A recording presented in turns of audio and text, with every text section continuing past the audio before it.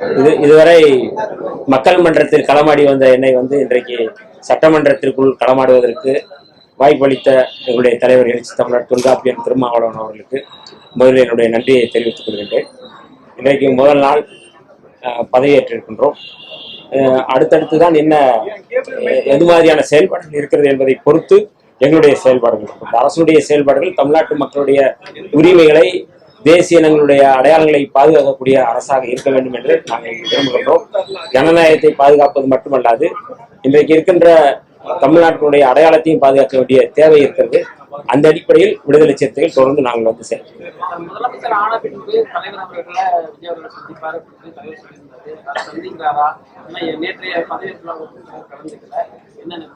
நேற்றைக்கு கலந்து கொள்ளாத காரணம் வேற எதுவும் இல்லை. ஏற்கனவே ஒப்புக்கொண்ட நிகழ்ச்சிக்கு தலைவர் புதுடெல்லிக்கு போயிருக்கிறார். வந்த பிறகு அது குறித்து தலைவர் அவர்கள் பேசி முடிவு பண்ணி எப்போது சந்திப்பார் என்று சொல்வார். ஆனால் கண்டிப்பாக சந்திப்பார்.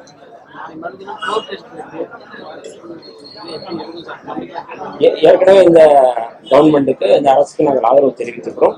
எங்களுடைய தலைவர் அவர்களுடைய வழிகாட்டுதல் அடிப்படையில் நாளை அந்த ஃப்ளோர் டெஸ்டில் நாங்கள் பங்கெடுத்து